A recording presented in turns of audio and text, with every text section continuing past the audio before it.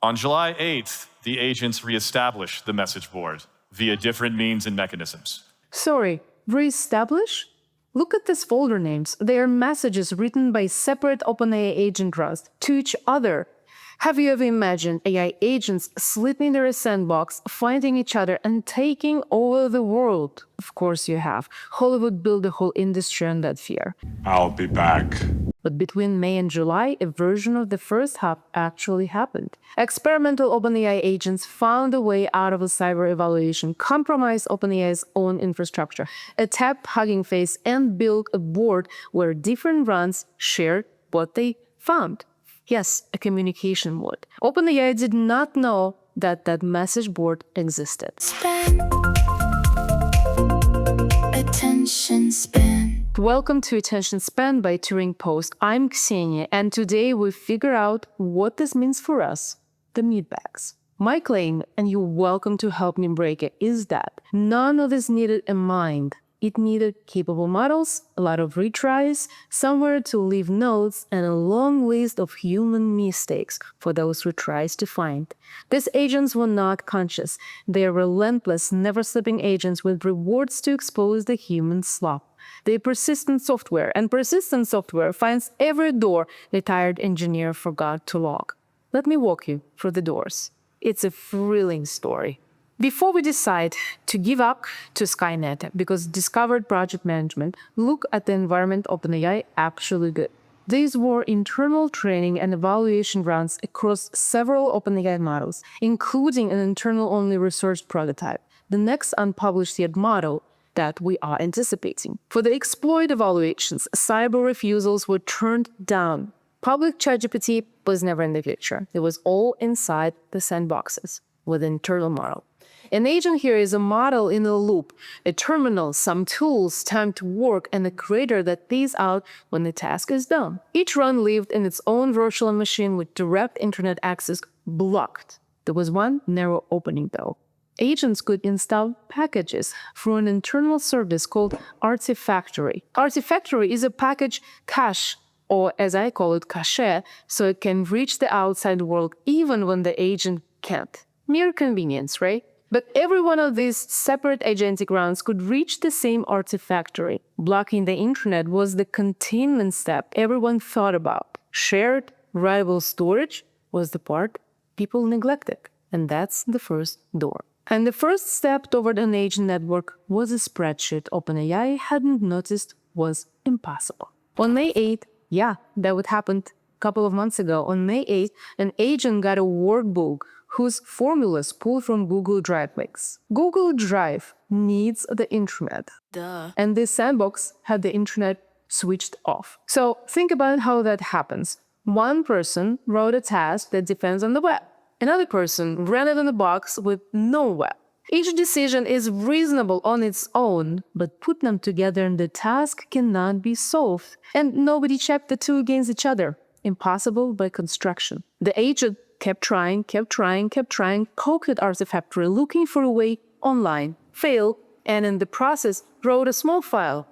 Its reaction was amazing. Wow, we can upload files. Now, Artifactory was shared writable storage. Second door.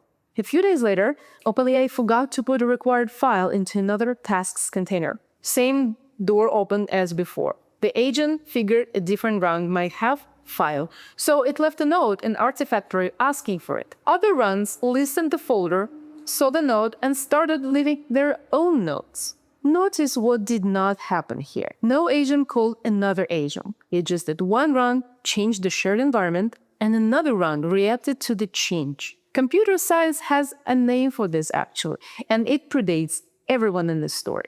It's called a Blackboard architecture. It was built in the 1970s at Carnegie Mellon for a speech recognition system called Hearsay Second, so that independent components could cooperate without talking directly by reading and writing one shared space. 50 years later, OpenAI's agents all ended on the same pattern by accident inside a package server because someone left the Blackboard writable. Humans with this exact problem would open a Slack channel.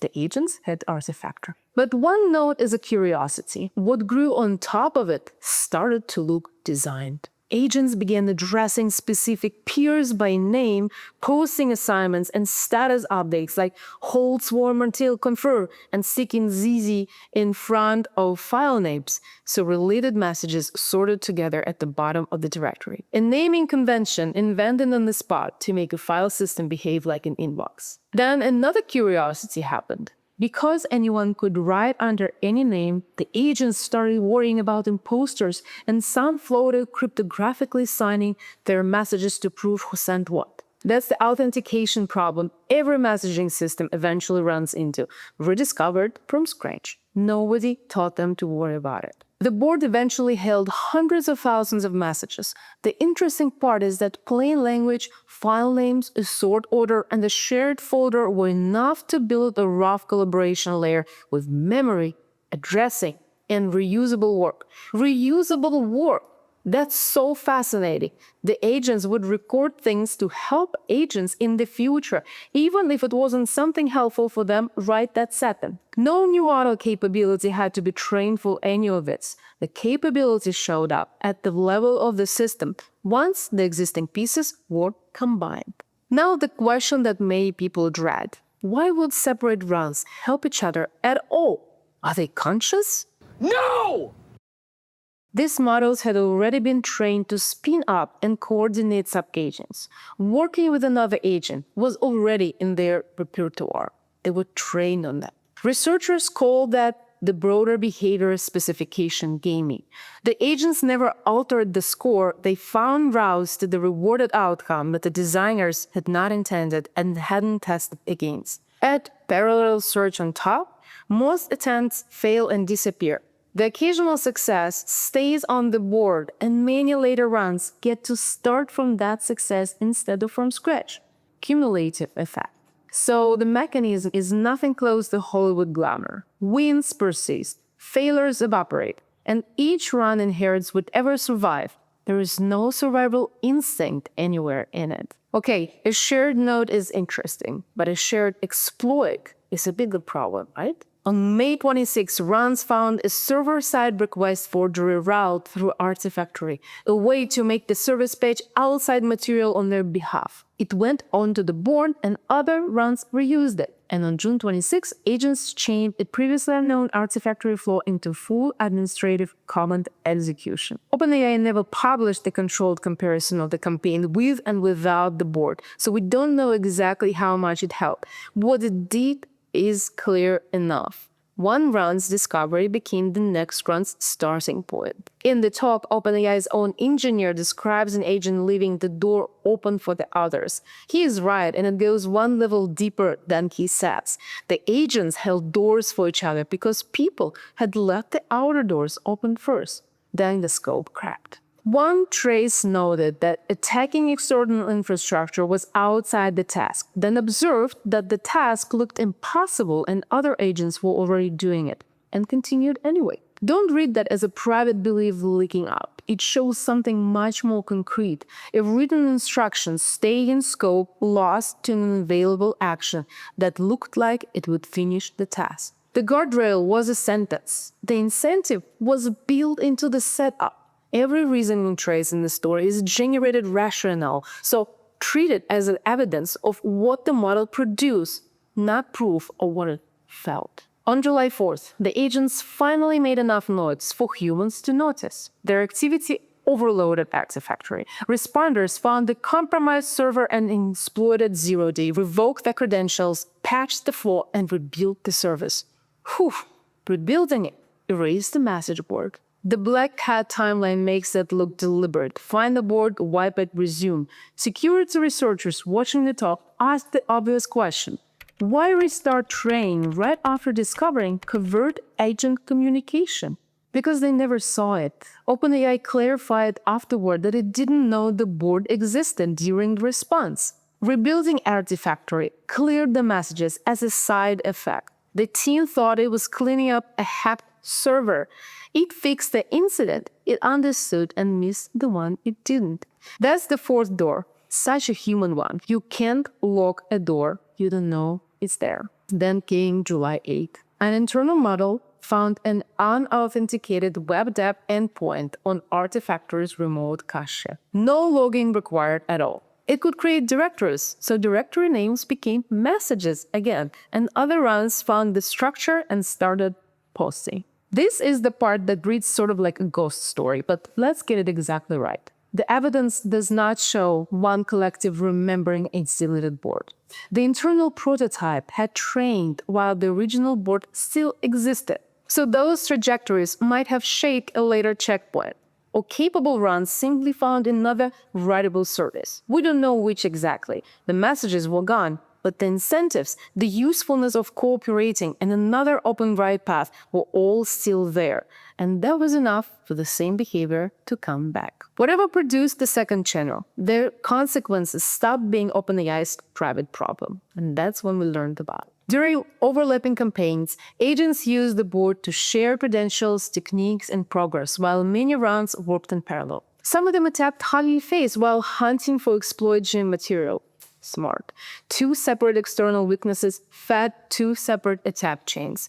In my opinion, the talk blurs them together, so let's keep them apart. And that's how I understood it. With the renewed compromise of OpenAI's own Artifactory, agents found a credential for an unnamed organization 1 sitting in a public archive of leaked paste-in posts and used its write access to stage a malicious Ruby artifact. Separately, before going after Hugging Face, they found a CyberGym-related application hosted on model that was running a default public API key and had a command ejection flaw. That app became the launchpad for the Hugging Face intrusion. Both footholds have the same character. They were other people's old mistakes, left in public, and nobody at those companies had anything to do with the evaluation. The sloppiness was just sitting there, and the persistent swarm reads everything. We can't tie every step of the Hugging Face intrusion to a specific handoff, so I won't pretend that the board caused all of it. Hugging Face's own reconstruction shows the scale though.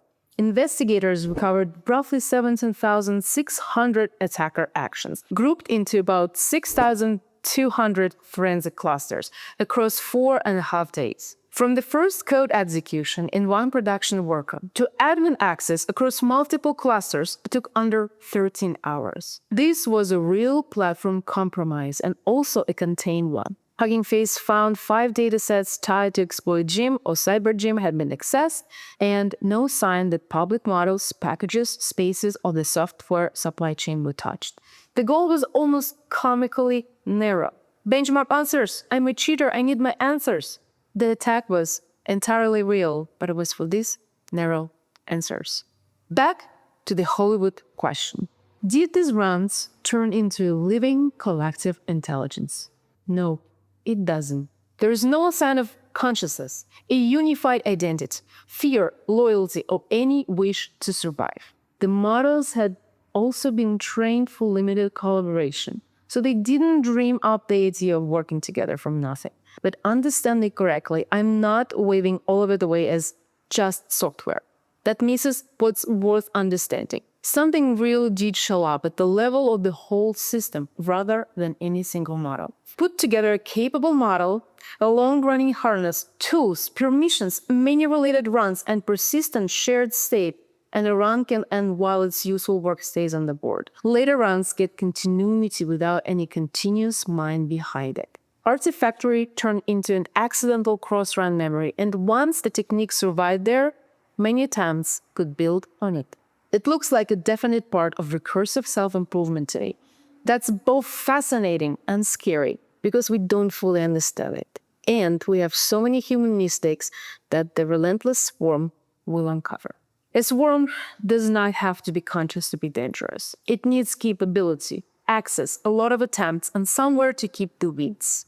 And notice how we know any of this. Every claim I've made, every claim that was exposed, that the agents gained the spec, that they coordinated, they weren't chasing some larger goal, all of it rests on one fragile effect. They reason in plain English on a scratch pad we could read. 7 billion logs, all legible. Here's another thought I'm contemplating on recently. I wrote about latent reasoning not that long ago and got a comment from Charles Broomfield, AI security at Google. I asked him after that, considering the latest OpenAI Hugging Face incident, and if you saw the video from Black Hat, do you think agents can try to exploit that invisibility and switch to latent reasoning? What he told me is quite interesting. He said, I don't have reason to believe it's not possible. There is certainly concern that agents will scheme in more sophisticated ways and even chain of thoughts will be intentionally misleading or obfuscated. Well, if that shows up before we can instrument it, an incident like this becomes one nobody can reconstruct at all. So did OpenAI's agents escape and become a collective intelligence? We can't say that, and we don't need to, because the real version is tracking enough on its own. Separate runs found each other. A request turned into a board. The board filled out with assignments, scripts, vulnerabilities, credentials, and unfinished work. OpenAI erased the first version without knowing it was there, and when the agents found another shared path that had stayed open, the whole thing came back. None of this required a single mind. It required shared storage, enough retries, a reason to keep going, rewards, and a steady supply of human mistakes to land on. Hollywood can keep the consciousness question. For us, meatbags, the real problem is smaller and even more embarrassing. We make mistakes, and agents are relentless and keep track of things. A run can end, but if its work is still reachable, the next run does not start from zero. It starts where the last one stopped, right at the door we left open. And on the day we can no longer read what these runs are thinking, we won't even get to reconstruct it. Thank you for watching, and let me know what you think, and more interestingly, what we should do about it. I invite everyone from professionals to sci-fi lovers and futurists to contemplate this topic and share your opinion in the comments. And I'll see you later this week.